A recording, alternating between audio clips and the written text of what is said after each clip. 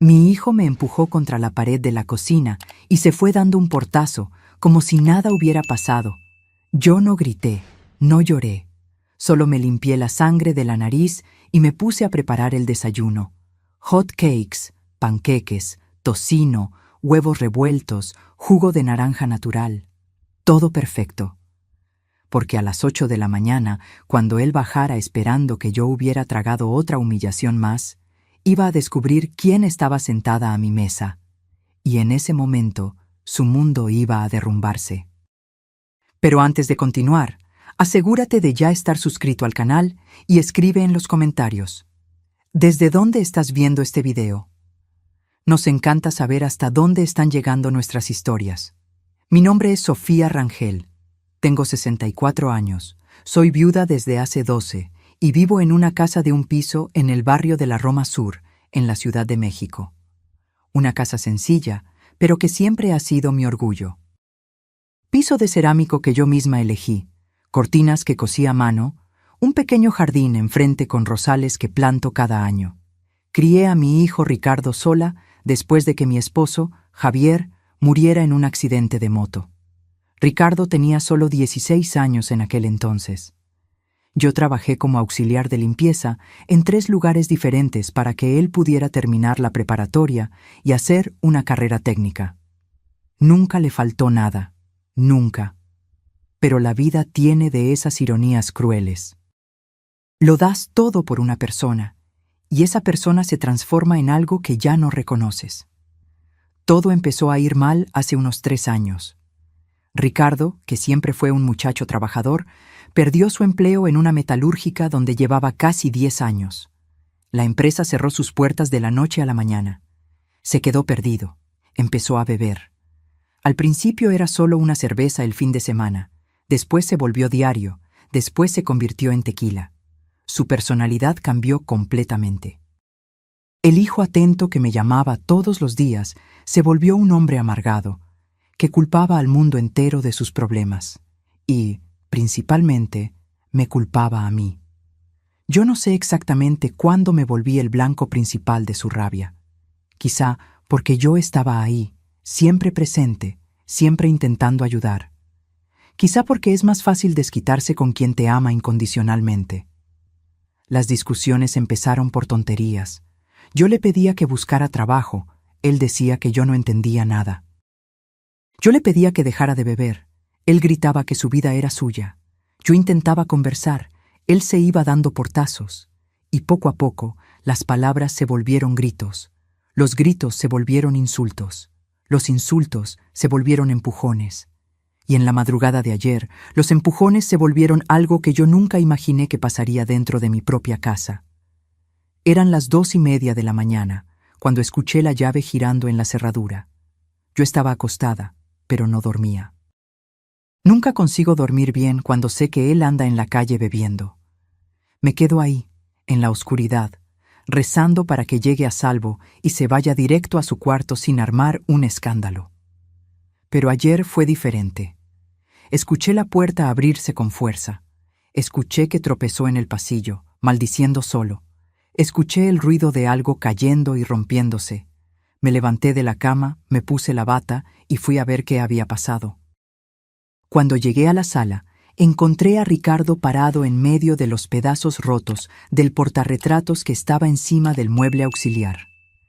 Era una foto nuestra, de él como de 8 años, y yo a un lado, en un paseo que hicimos en el bosque de Chapultepec. El marco estaba hecho pedazos en el piso. Él miraba aquello como si no entendiera cómo había pasado. «¿Ricardo?», dije despacio, intentando no asustarlo. «Mijo, ¿estás bien?». Él volteó hacia mí. Sus ojos estaban vidriosos, rojos. El olor a tequila era tan fuerte que se podía sentir desde lejos. Estaba usando una camiseta toda arrugada y los pantalones de mezclilla manchados. El cabello, que siempre mantuvo arreglado, estaba grasoso y despeinado. «Tú», dijo, y la voz le salió arrastrada, pesada. «Tú y estas tus fotos viejas. Esta casa es un mausoleo. Todo aquí es viejo, es del pasado. Vives en el pasado. Ricardo, Vamos a hablar por la mañana. Bebiste demasiado. Ven, te voy a ayudar a ir a la cama. Di un paso en su dirección, extendiendo la mano. Fue cuando él explotó.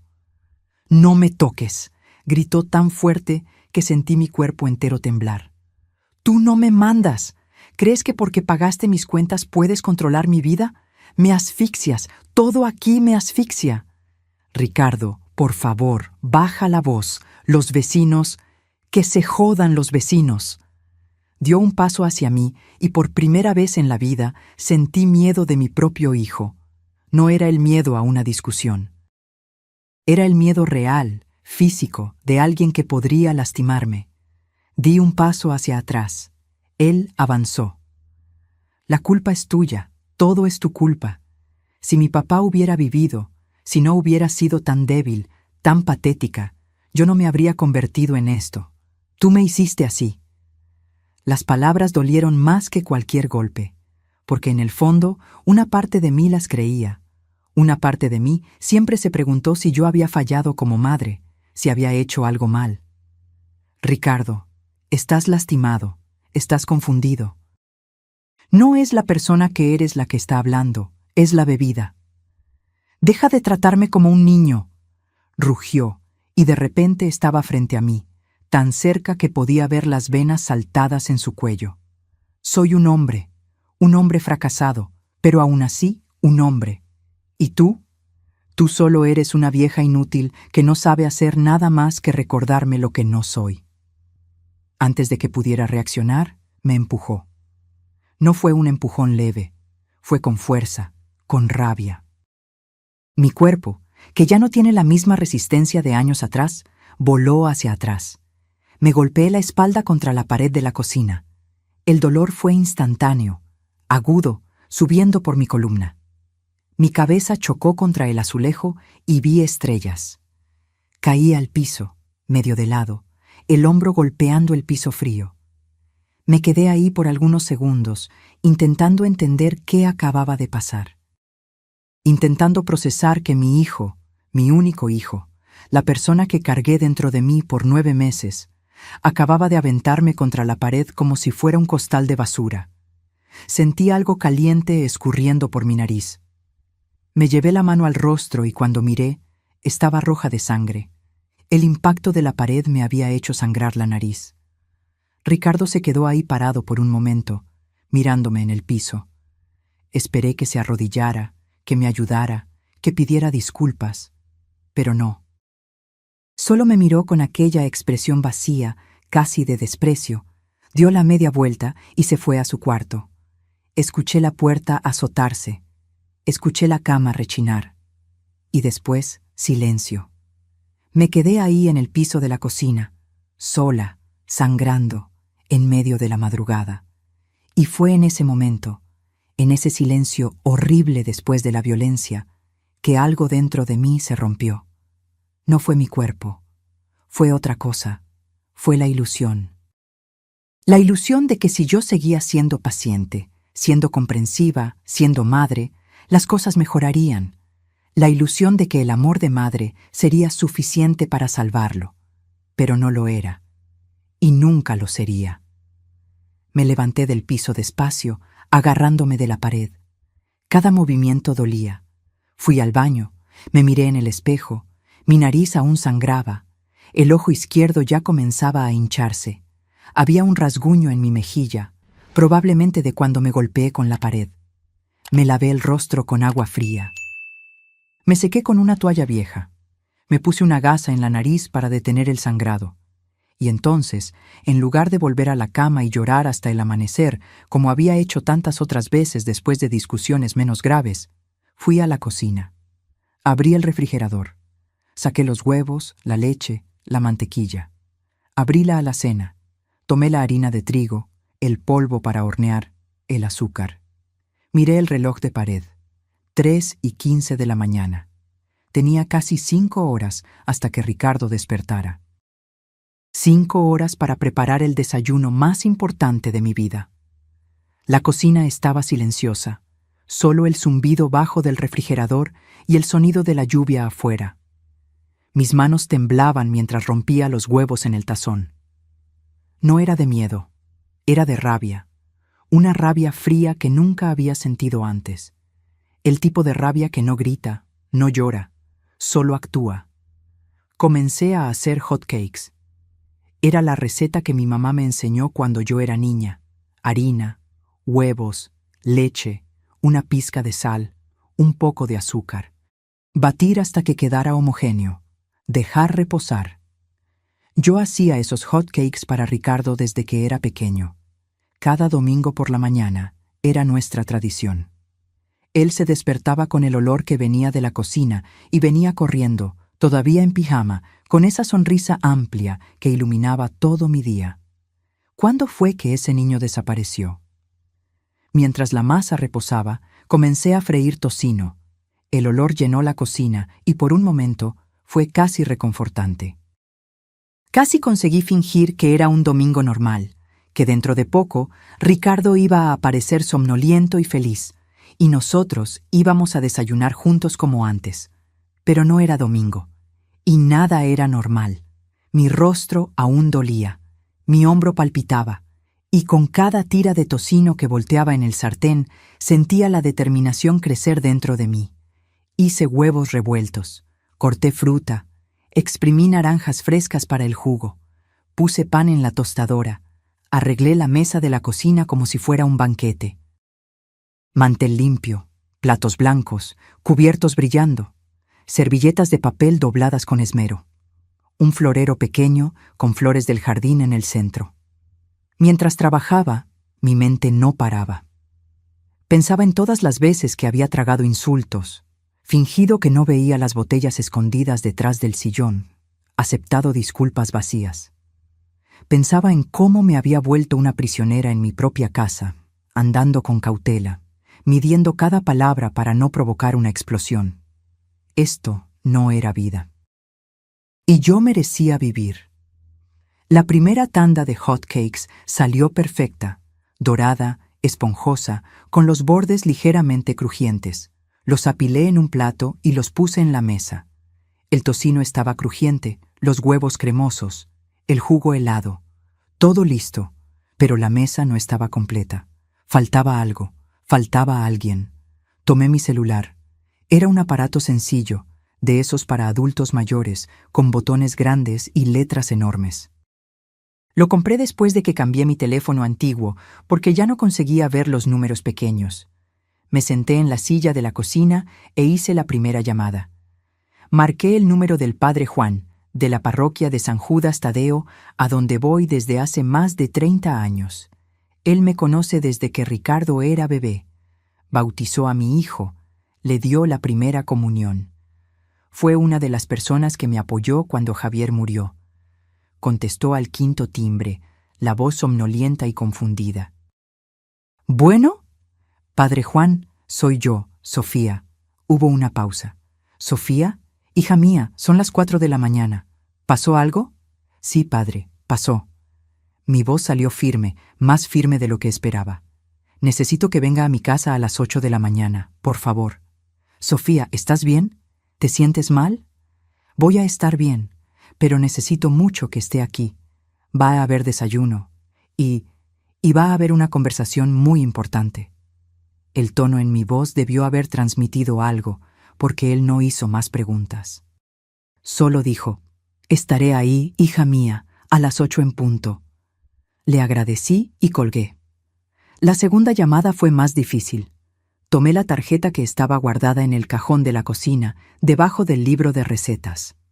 Era una tarjeta sencilla, blanca, con letras negras. Agencia del Ministerio Público de la Fiscalía de Género, Fiscalía en Coyoacán. Abajo, un nombre. Agente del Ministerio Público, Marcela Fonseca. Yo había conocido a la agente Marcela en un evento de la iglesia, meses atrás. Dio una plática sobre violencia doméstica. Habló sobre señales de abuso, sobre cómo pedir ayuda, sobre cómo las mujeres no deberían avergonzarse de denunciar. Al final, repartió tarjetas y dijo, «Si algún día ustedes o alguien que ustedes conocen necesitan ayuda, búsquenme, a cualquier hora». En aquel entonces tomé la tarjeta más por educación. Nunca imaginé que la iba a necesitar. Pero ahí estaba yo, a las 4:30 de la mañana, marcando aquel número con los dedos temblorosos. Contestó al segundo timbre. Su voz era alerta, profesional. Agente Marcela Fonseca. Agente, mi nombre es Sofía Rangel. Usted dio una plática en la parroquia de San Judas Tadeo hace algunos meses. Usted me dio su tarjeta y me dijo que llamara si necesitaba. Sí, me acuerdo. ¿Qué pasó, Sofía? Y entonces le conté. Le conté sobre Ricardo, sobre la bebida, sobre los gritos, los insultos, y sobre ayer en la madrugada, el empujón, la pared, la sangre. Ella me escuchó en silencio. Cuando terminé, dijo: Sofía, ¿estás a salvo ahora? ¿Él está en la casa?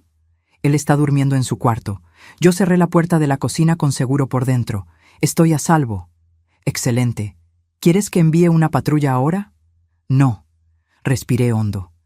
Quiero que usted venga a las 8 de la mañana, junto con el padre Juan. Yo voy a servir el desayuno, y vamos a resolver esto de la manera correcta. Hubo una pausa larga. Luego dijo, despacio: Sofía, ¿estás segura? Esto es inusual. Estoy segura. Por favor, agente. Necesito hacer esto a mi manera, pero necesito que usted esté aquí. Necesito que la ley esté presente. Ella suspiró. Está bien. Estaré ahí. 8 en punto. Pero Sofía, si algo pasa antes de eso, si él despierta y te sientes en peligro, me llamas de inmediato. ¿Entendido? Entendido. Gracias, agente. Colgué. 2 llamadas hechas, 2 testigos confirmados. El escenario estaba siendo montado. Miré el reloj. 5:10. Aún tenía casi 3 horas. Fui a la sala, andando despacio para no hacer ruido. La puerta del cuarto de Ricardo estaba cerrada. Pegué el oído. Conseguía escuchar su respiración pesada, casi un ronquido. Estaba durmiendo profundamente, como siempre después de beber. Volví a la cocina. Me senté en la silla y, por primera vez desde que todo pasó, permití que las lágrimas cayeran. Lloré en silencio, la cabeza apoyada en mis brazos sobre la mesa. Lloré por el hijo que perdí. Lloré por la madre que fui, tan dedicada, tan ciega. Lloré por la mujer en la que me había convertido, pequeña y asustada dentro de mi propia casa. Pero también lloré de alivio, porque finalmente, después de tanto tiempo, yo estaba haciendo algo.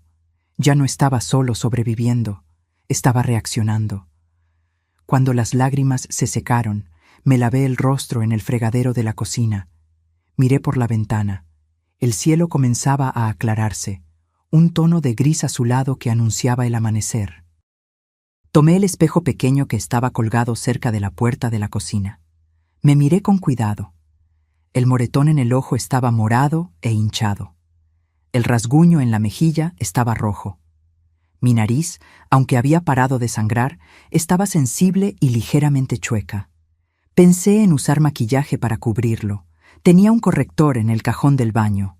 Pero entonces decidí que no, que todos lo vieran, que Ricardo lo viera, que el padre Juan lo viera, que la agente lo viera. Esas marcas no eran mi vergüenza. Eran su vergüenza. Hice más café, bien fuerte, y llené un termo. Arreglé todo en la mesa por tercera vez, asegurándome de que cada detalle estuviera perfecto. A las 7:30 escuché el ruido. La puerta del cuarto abriéndose.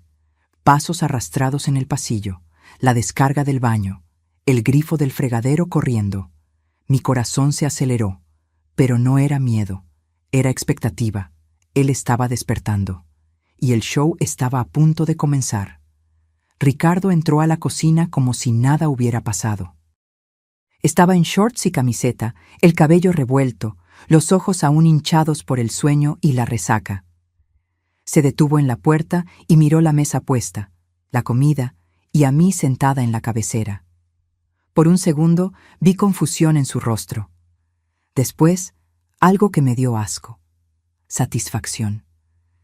Creyó que yo había preparado aquello como una disculpa, como si yo tuviera algo por lo que disculparme.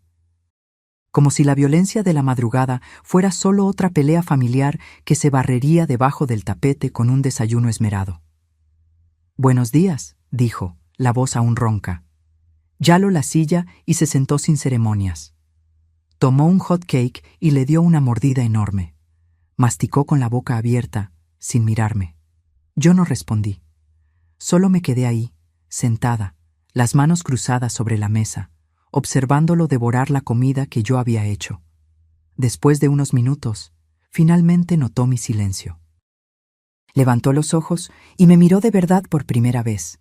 Fue cuando vio mi rostro, el ojo morado, el rasguño, la nariz hinchada. Dejó de masticar, tragó con dificultad. Por un momento vi algo en su rostro. ¿Arrepentimiento? ¿Culpa? Pero pasó rápido, tan rápido que casi pensé haberlo imaginado. ¿Te golpeaste la cara en algún lugar?, preguntó, la voz demasiado casual, forzada. No creí que hubiera dicho eso. ¿De verdad iba a fingir que no recordaba? O peor, que no había sido su culpa. Abrí la boca para responder, pero en ese momento sonó el timbre. Ricardo frunció el ceño. ¿Quién es a esta hora? Visita, dije simplemente, y me levanté. Fui a la puerta. Mi corazón estaba acelerado, pero mis pasos estaban firmes. Abrí. El padre Juan estaba ahí, con su sotana negra impecable y su cuello blanco.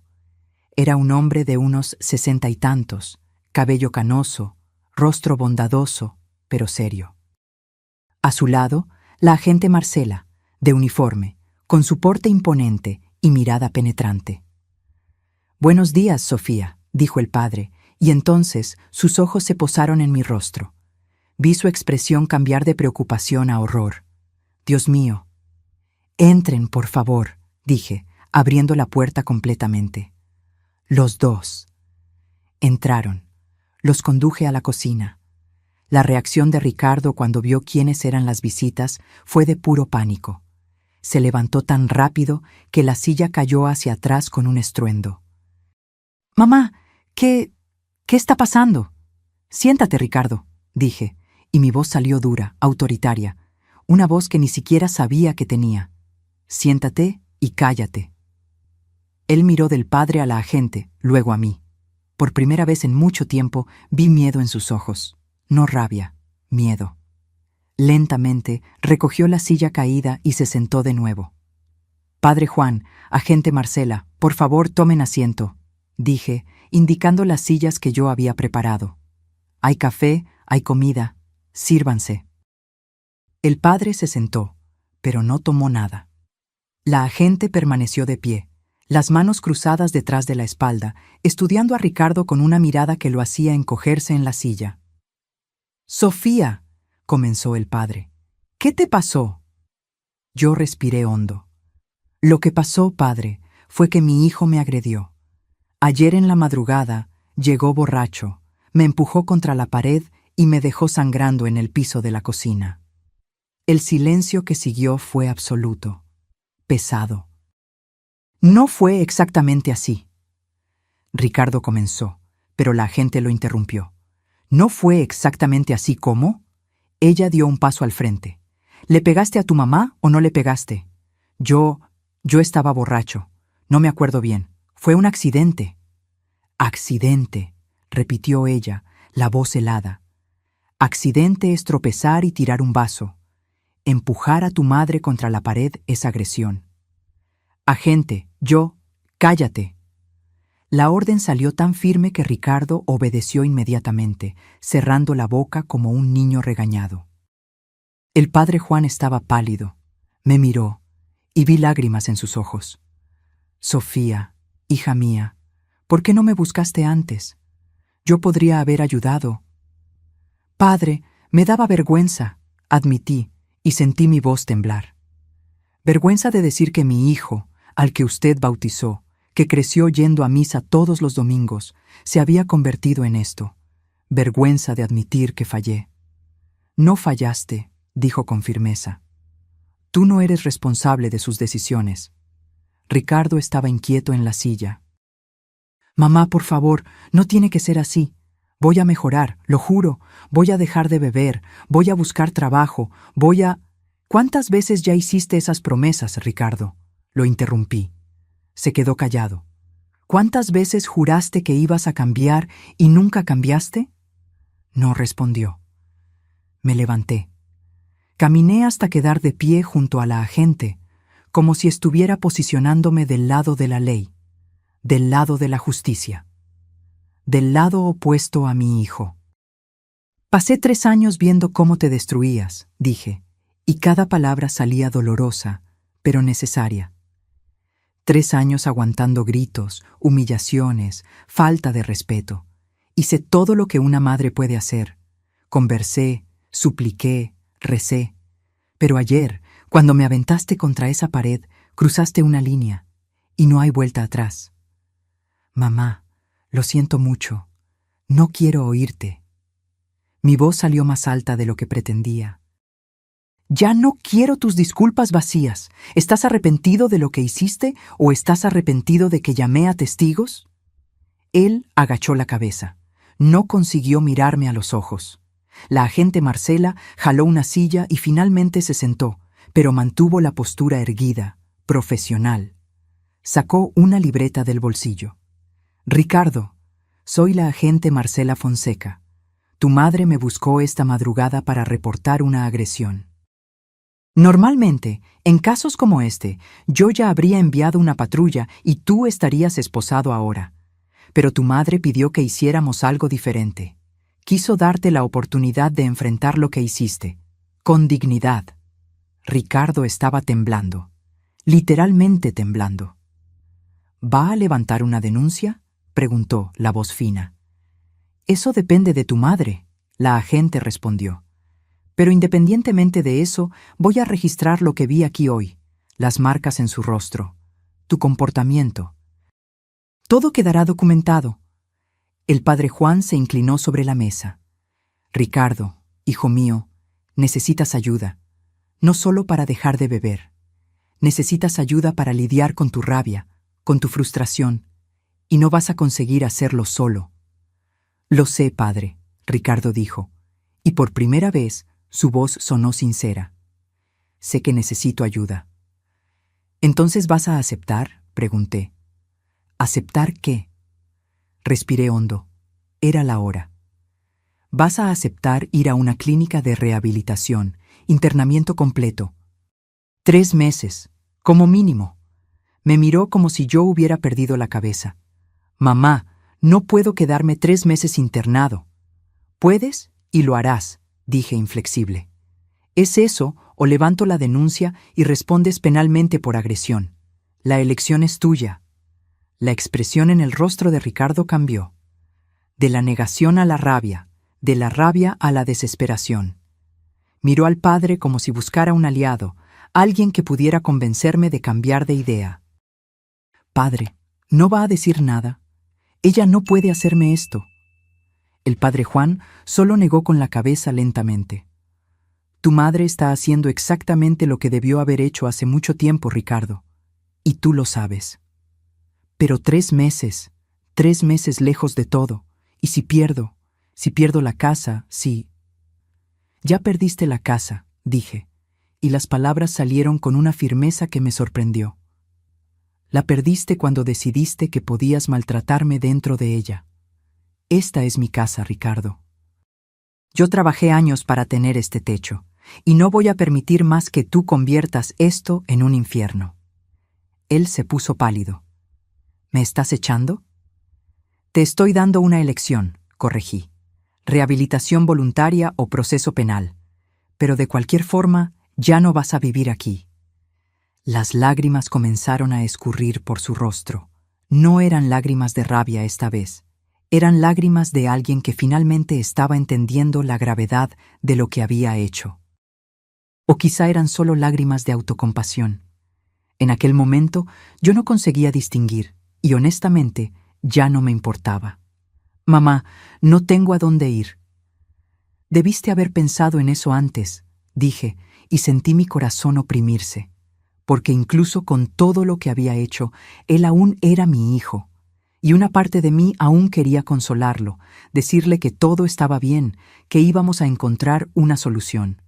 Pero yo no podía hacer eso. No esta vez. La agente Marcela se levantó y se acercó a Ricardo. Mira, muchacho, tienes suerte de tener una madre a la que todavía le importas lo suficiente para darte una salida. Yo he visto cientos de casos parecidos al tuyo. ¿Sabes dónde termina la mayoría? Con la víctima muerta y el agresor preso. ¿Es ese el futuro que quieres? Ricardo sollozó, cubriéndose el rostro con las manos. No. Entonces acepta la ayuda que te están ofreciendo, continuó ella. 3 meses pueden parecer mucho tiempo ahora, pero es mejor que pasar años en un reclusorio. O peor, vivir sabiendo que mataste a tu propia madre en un ataque de rabia de borracho. Las palabras fueron duras, brutales incluso, pero eran necesarias. El padre Juan tomó una de las servilletas de la mesa y se la entregó a Ricardo, que estaba llorando abiertamente ahora. Hijo mío, cuando Jesús dijo «ama a tu prójimo como a ti mismo», Él no estaba excluyendo a las madres. Necesitas aprender a respetar a quien te ama, y eso comienza por respetarte a ti mismo primero, dejando esa bebida, tratando esa rabia. Ricardo se limpió los ojos. Se quedó en silencio por un largo momento. Después, con la voz embargada, preguntó: «Si acepto ir a esa clínica, después de los 3 meses, ¿puedo volver?»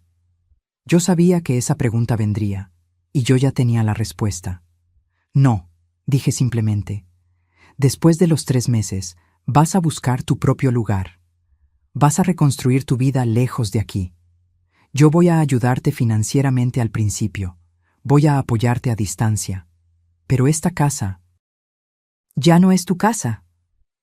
Vi el dolor en su rostro, y fue como si algo dentro de mí se rompiera también, porque yo no estaba solo echando a mi hijo, estaba admitiendo que fallamos. Los dos.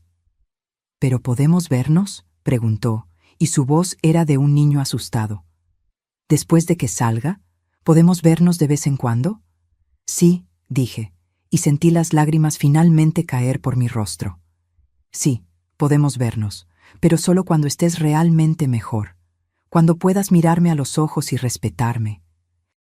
Él asintió, derrotado. La agente Marcela volvió a sentarse y tomó la libreta. «Entonces está decidido. Ricardo va a aceptar tratamiento voluntario en una clínica de rehabilitación. Sofía, ¿tienes alguna clínica en mente o quieres que yo te indique una?» «Yo investigué», dije. En realidad, había investigado meses atrás, cuando la situación comenzó a volverse insostenible, pero nunca tuve el valor de tomar la decisión. Hay una clínica en Valle de Bravo, la Casa Nuevo Amanecer. Trabajan con dependencia química y tienen programa de 3 a 6 meses. «La conozco», dijo la agente. «Es buena. Voy a llamar allá y explicar la situación. Si hay lugar, Ricardo puede ingresar hoy mismo». «¿Hoy?», Ricardo exclamó. «Pero necesito arreglar mis cosas. Yo...» «Cuanto más rápido mejor», lo interrumpí. «No hay nada que pensar, Ricardo. O vas hoy o registro la denuncia ahora». Él cerró los ojos, respiró hondo y finalmente dijo: «Está bien, voy». La agente tomó el celular y salió de la cocina para hacer la llamada. El padre Juan se levantó y puso la mano en el hombro de Ricardo. «Estás haciendo lo correcto, hijo mío. Va a ser difícil, pero yo voy a rezar por ti todos los días. Y cuando salgas, voy a estar aquí para ayudarte a empezar de nuevo». Ricardo solo asintió con la cabeza, incapaz de hablar. Yo me quedé ahí, de pie, mirando a aquel hombre que un día fue mi niño. Y me permití sentir todo al mismo tiempo: rabia por lo que hizo, tristeza por lo que nos convertimos, alivio por finalmente estar tomando una acción y un amor terco, dolorido, que no importa cuánto intentara, no conseguía apagar completamente, porque él aún era mi hijo, siempre lo sería, pero yo también era una persona, y yo merecía paz. La agente volvió después de unos 10 minutos. «Tienen un lugar. Pueden recibirlo hoy mismo, a las 3 de la tarde. Yo lo llevaré personalmente». «Gracias», dije. Ella me miró con algo que parecía respeto. «Usted es una mujer valiente, Sofía. Muchas madres nunca consiguen hacer lo que usted está haciendo. No soy valiente, dije. Solo estoy cansada de tener miedo. Ricardo se levantó de la silla. Voy a arreglar una maleta, dijo despacio. Lleva solo lo esencial, la agente orientó. En la clínica vas a recibir ropa y productos de higiene. No puedes llevar celular ni nada de valor. Salió de la cocina cabizbajo. Escuché sus pasos en el pasillo, la puerta del cuarto abriéndose. Me quedé a solas con el padre y la agente. Fue el padre quien habló primero. ¿Cómo estás, Sofía? ¿De verdad? Rota, admití, pero al mismo tiempo aliviada. Es como si un peso gigante hubiera sido quitado de mis hombros. Vas a necesitar apoyo también, dijo la agente.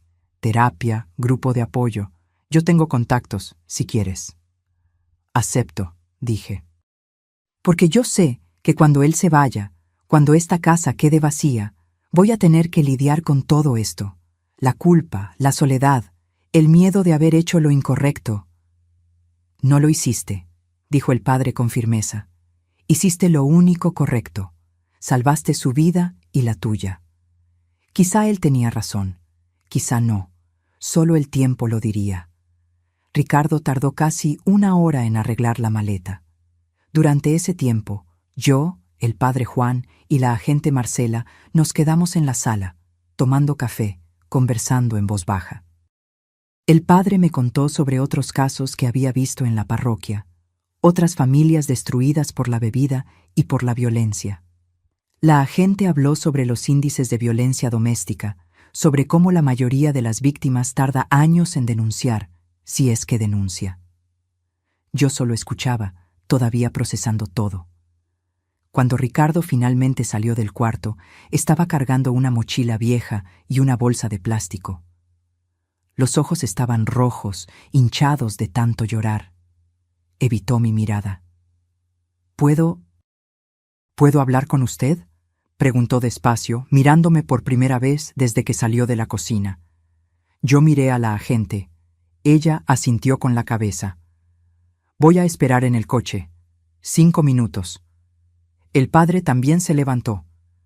Voy a dar una vuelta en el jardín, aprovechar los rosales. Nos quedamos solos, Ricardo y yo, por primera vez desde la agresión. Él posó las bolsas en el piso y se quedó parado ahí, las manos en los bolsillos, como un adolescente torpe. Por un momento, fue como volver en el tiempo, a cuando él tenía 15, 16 años, y venía a pedirme permiso para salir con los amigos. «Mamá, yo...», comenzó, pero la voz le falló. Se aclaró la garganta e intentó de nuevo. No sé ni cómo pedir disculpas por lo que hice, por lo que me convertí. Yo no dije nada, solo esperé que continuara. «Me odio», confesó, y las lágrimas volvieron a caer. «Te miro con ese ojo morado, esa marca en el rostro, y quiero desaparecer. Quiero volver en el tiempo e impedir que aquel monstruo borracho te pusiera una mano encima». «Pero tú eres ese monstruo, Ricardo», dije, y las palabras salieron más duras de lo que pretendía. «Lo eres. La bebida no te transformó en otra persona. Solo le quitó los frenos a la persona que elegiste ser». Él se encogió, como si yo le hubiera dado una bofetada. «Lo sé», susurró. «Sé que la culpa es mía, y juro, mamá, juro por todo lo que es sagrado que voy a aprovechar estos 3 meses. Voy a hacer todo lo que los doctores ordenen. Voy a dejar de beber. Voy a arreglar mi cabeza.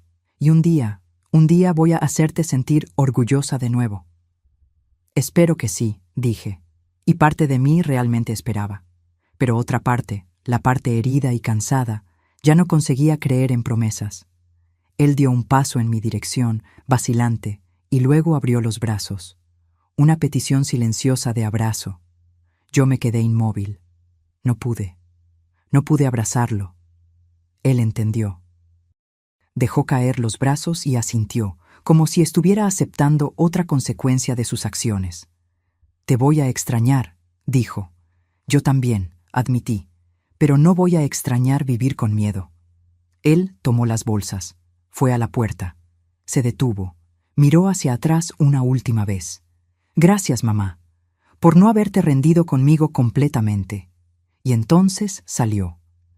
Me quedé ahí parada en la sala, escuchando el ruido del coche de la agente encendiéndose, después alejándose. El padre Juan volvió del jardín y vino a quedarse a mi lado. ¿Vas a estar bien?, preguntó. Eventualmente, dije, pero por ahora solo necesito respirar. Se quedó conmigo por 1 hora más. Ayudó a lavar los platos del desayuno que nadie realmente comió. Conversamos sobre trivialidades, sobre la kermés que la iglesia estaba organizando, sobre cualquier cosa que no fuera Ricardo, o violencia, o dolor. Cuando se fue, la casa quedó silenciosa. Un silencio diferente al que yo estaba acostumbrada. No era el silencio tenso de antes, cuando yo andaba con cautela intentando no provocar una explosión. Era un silencio vacío, pero extrañamente tranquilo. Fui al cuarto de Ricardo. La puerta estaba abierta, la cama estaba deshecha. Había ropa esparcida por el piso, vasos sucios en la mesita de noche, un olor agrio a sudor y bebida impregnado en el aire. Yo podría haber llorado viendo aquello. Podría haberme tirado en su cama y sollozado hasta no tener más lágrimas.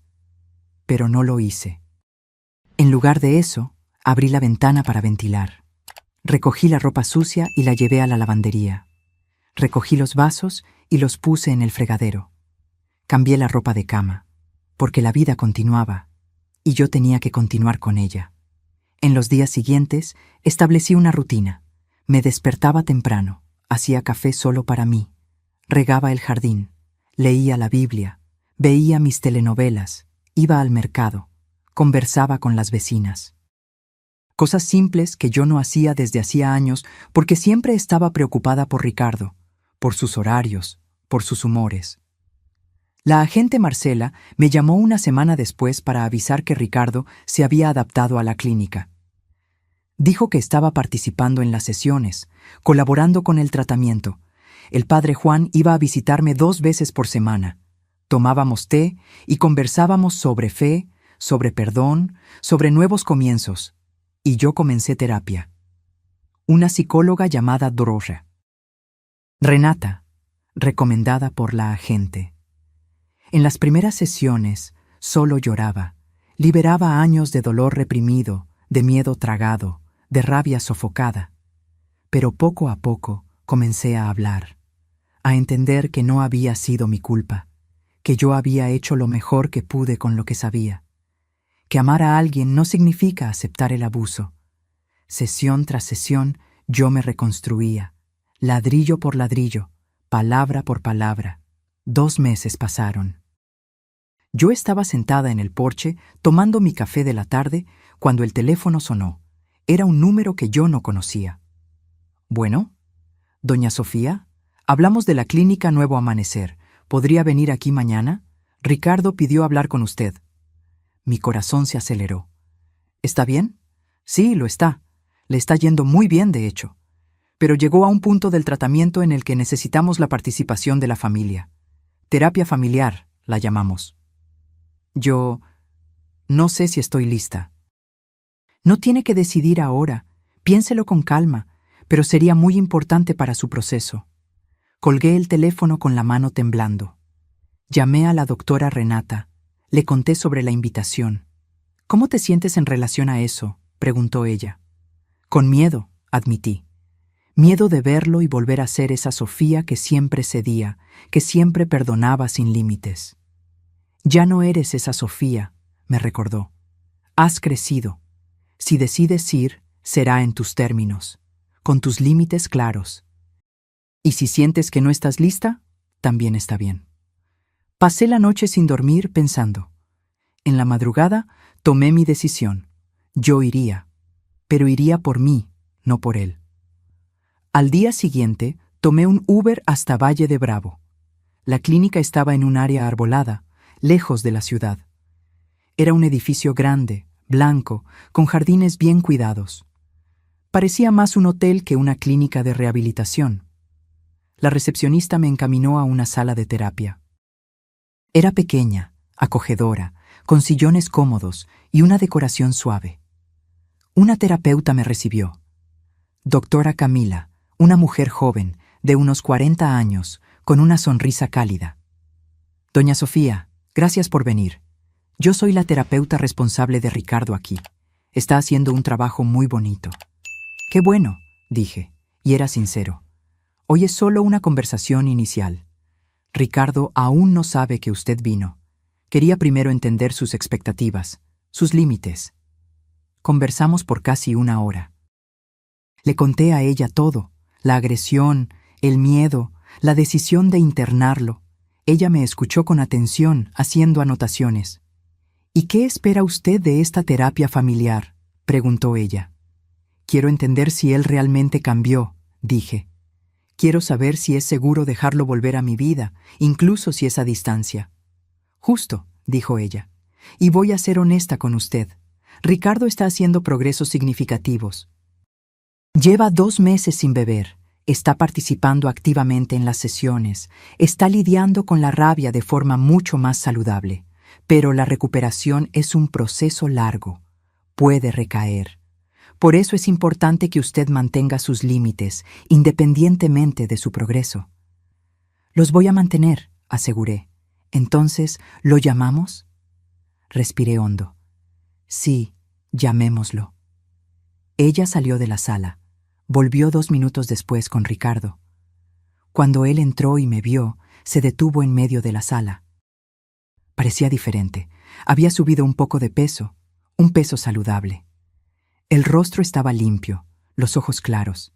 Usaba ropa sencilla pero limpia. Parecía más joven de alguna forma. Mamá, dijo, y la voz estaba cargada de emoción. Hola, Ricardo. La doctora Camila nos indicó los sillones. Nos sentamos. Yo mantuve una distancia segura. Ricardo, agradece a tu mamá por haber venido, comenzó ella. Gracias, mamá. En serio, yo no estaba seguro de que vendrías. Yo tampoco lo estaba, admití. Ella me dio la conversación. Hizo preguntas, dejó que cada uno hablara, impidió que el asunto se desviara. Ricardo me contó sobre la rutina en la clínica, las sesiones de grupo donde él escuchaba historias de otras personas que luchaban contra la adicción, la terapia individual, donde él estaba aprendiendo a identificar los detonantes que lo llevaban a beber, las actividades físicas que lo ayudaban a liberar la tensión. Nunca me di cuenta, dijo en un momento dado, de lo enfermo que estaba. Yo creía que el problema era el mundo, era el trabajo que no salía bien, era la economía mala, eras tú, mamá, exigiéndome. Sentí el pecho oprimirse, pero lo dejé continuar. Pero aquí entendí, el problema siempre fui yo. Yo que no sabía lidiar con la frustración, yo que elegí la bebida como salida fácil, yo que transformé mi rabia en violencia. Me miró a los ojos. Y yo que casi destruí a la persona que más me ama en el mundo. ¿Cómo te sientes en relación a eso?, preguntó la doctora Camila. Avergonzado, arrepentido, con rabia de mí mismo. Respiró hondo, pero también determinado a nunca más ser aquel hombre. La terapeuta volteó hacia mí. ¿Y usted, doña Sofía? ¿Qué tiene que decirle a Ricardo? Yo reuní coraje. Miré a mi hijo y dije la verdad. Quiero creerte, Ricardo, de verdad. Pero rompiste mi confianza tantas veces que ahora no puedo simplemente aceptar palabras. Necesito acciones y tiempo. Lo entiendo, dijo, y voy a probarlo, aunque tarde años. Quizá tarde, dije, y necesitas estar en paz con eso.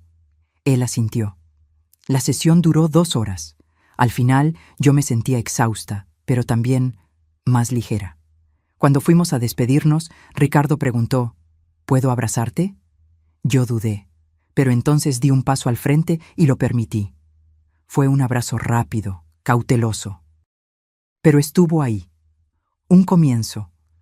Volví a casa con sentimientos mezclados. Parte de mí estaba esperanzada.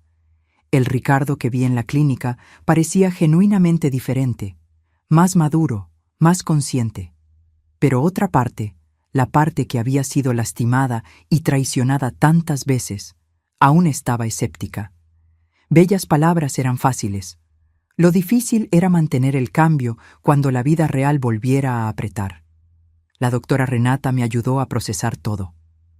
La esperanza es buena, dijo. Pero la esperanza realista es mejor.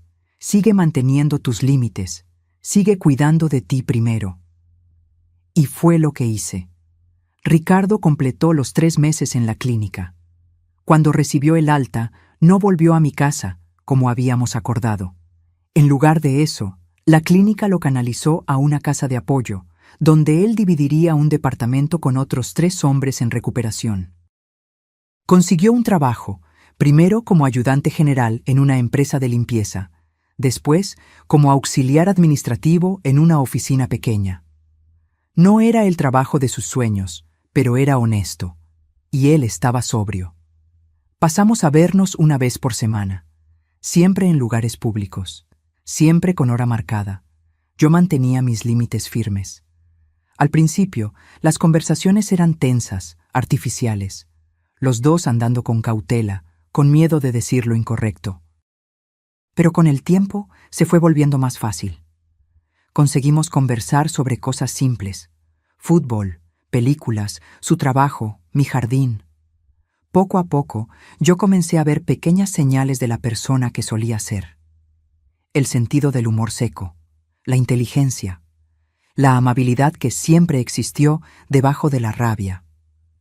Un año después del internamiento, en su cumpleaños, hice un pastel. Era nuestra tradición, desde que él era niño. Pastel de chocolate con cubierta de fresa. Lo llevé a la casa de apoyo. Cantamos las mañanitas, cumpleaños, los otros residentes se unieron. Fue simple, pero fue especial. Gracias, mamá, dijo después, mientras nos despedíamos, por no haberte rendido conmigo completamente. Nunca voy a rendirme, dije, pero tampoco voy a dejar de protegerme. Y ni debes, él concordó. Hoy, 2 años después de aquella madrugada terrible, puedo decir que estamos bien. No somos lo que éramos. Nunca más lo seremos. La ingenuidad se fue. La confianza ciega terminó. Pero tenemos algo nuevo. Un respeto mutuo. Una relación basada en honestidad, no en obligaciones o culpas. Ricardo continúa sobrio. Continúa en terapia. Continúa trabajando. Consiguió una novia, una muchacha llamada Julieta, que también está en recuperación. Ellos se apoyan mutuamente. ¿Y yo? Yo descubrí quién soy además de madre. Volví a coser, algo que me encantaba y había abandonado. Entré a un grupo de artesanías en la iglesia. Hice nuevos amigos. Viajé por primera vez en años. Fui a Puerto Vallarta con un grupo de señoras de la parroquia. Mi casa volvió a ser mi refugio. Ya no mi prisión. ¿Hay días difíciles? Sí. Hay días que me despierto y el primer pensamiento es la culpa. ¿Y si hubiera hecho diferente? ¿Y si hubiera sido más paciente? Pero entonces recuerdo mi rostro lastimado en aquel espejo. Recuerdo el miedo que yo sentía en mi propia casa. Y sé que hice lo único que pude haber hecho. Me salvé. Y al salvarme, le di a él la oportunidad de salvarse también. Porque amor verdadero no es aceptarlo todo en silencio. Amor verdadero es tener el valor de trazar límites, incluso cuando duele. Es decir, no, incluso cuando cada fibra de tu ser quiere decir sí. Es elegir tu propia vida, incluso cuando eso significa soltar a quien más amas. Mi terapeuta me dijo algo que nunca voy a olvidar. No puedes incendiarte para mantener a otra persona caliente. Y ella tenía razón. Miro hacia atrás y veo una mujer que sobrevivió, que luchó, que se rehusó a ser víctima para siempre. Miro hacia adelante y veo posibilidades. Una vida que es mía. Paz que construí con mis propias manos. Y miro hacia un lado y veo a mi hijo, no viviendo conmigo, no dependiente de mí, pero vivo, luchando, creciendo. Quizá esa sea la mayor lección que aprendí. A veces, lo más amoroso que puedes hacer es alejarte. Es dejar a la persona enfrentar las consecuencias. Es confiar en que son lo suficientemente fuertes para levantarse solos. No fue fácil. Nada de esto fue fácil, pero fue necesario.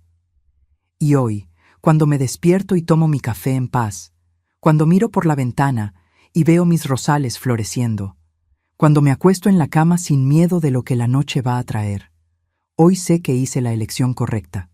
Hay una foto en mi refrigerador ahora. Es nueva, tomada hace algunos meses. Ricardo y yo, en un parque, ambos sonriendo. Una sonrisa cautelosa aún, pero genuina. No es la relación que teníamos antes. Es algo diferente, quizá mejor, de cierta forma, porque es real.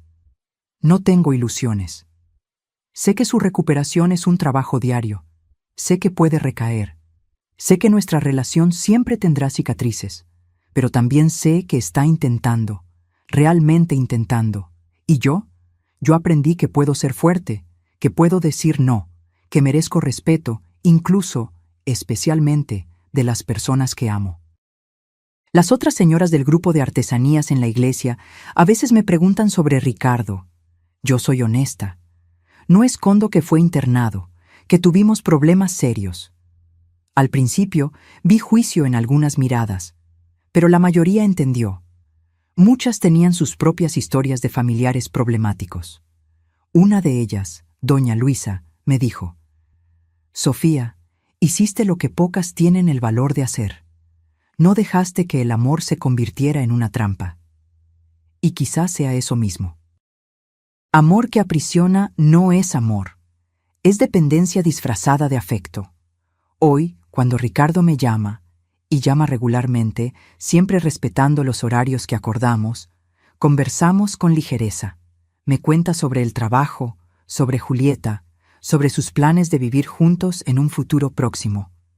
Yo le cuento sobre mis clases de ganchillo, sobre el viaje que estoy planeando con las amigas, sobre la receta nueva que aprendí. Son conversaciones normales, de madre e hijo que se respetan. A veces me agradece. «Mamá, gracias por haber sido firme aquel día, por haberme mostrado que necesitaba ayuda». Y yo siempre respondo lo mismo: lo hice por los dos, por ti y por mí. Porque fue eso mismo. No fue solo para salvarlo, fue para salvarme a mí también. El padre Juan, que acompañó toda esta jornada, me dijo recientemente: «Sofía, tú eres un ejemplo de cómo el amor verdadero puede ser duro cuando es necesario». Jesús echó a los mercaderes del templo no porque los odiara, sino porque el templo necesitaba ser respetado. Tu casa era tu templo, y tú lo defendiste. La analogía me tocó profundamente. Mi casa hoy es de hecho un templo, de paz, de seguridad, de vida. Y cuando Ricardo viene a visitarme, acordado con anticipación, siempre durante el día, siempre por un periodo limitado, trata ese espacio con respeto. Se quita los zapatos en la entrada, habla bajo. Agradece por la comida, por la compañía, por la oportunidad. Es como si él entendiera que estar aquí ya no es un derecho, es un privilegio. Un privilegio que casi perdió para siempre. Recientemente me dijo algo que me hizo llorar. Estábamos tomando té en el porche, un domingo por la tarde. «Mamá, sé que nunca voy a conseguir borrar lo que hice. Aquella noche va a estar siempre entre nosotros. Pero quiero que sepas que yo uso esa memoria como combustible. Cada vez que siento ganas de beber, me acuerdo de tu rostro lastimado, y elijo no beber. No por mí, por ti». «Ricardo», dije, sosteniendo su mano por primera vez en años, «necesito que hagas esto por ti también. Porque el día que solo lo hagas por las otras personas, será demasiado fácil rendirte cuando creas que nadie te está mirando». Él pensó por un momento y luego asintió. «Tienes razón, voy a trabajar en eso». Y yo le creí. No completamente, la desconfianza aún vive en el fondo de mi corazón, pero lo suficiente para seguir manteniendo esa puerta entreabierta. Hoy entiendo que esa es mi función ahora, no ser su puerto seguro. Él necesita ser su propio puerto, pero puedo ser un faro distante, una luz que recuerda que hay amor esperando si él sigue en el camino correcto. Y para mí misma, yo soy tanto el puerto como el faro, mi propio refugio y mi propia guía. Aprendí que cuidar de mí no es egoísmo, es supervivencia. Aprendí que los límites no son muros, son puentes saludables. Aprendí que perdonar no significa olvidar o permitir que pase de nuevo. Y por encima de todo, aprendí que a veces lo más maternal que puedes hacer es dejar a tu hijo caer, para que él aprenda a levantarse solo. Si pudiera volver en el tiempo, ¿haría todo diferente? Quizá habría actuado antes. Quizá habría buscado ayuda cuando las primeras señales aparecieron.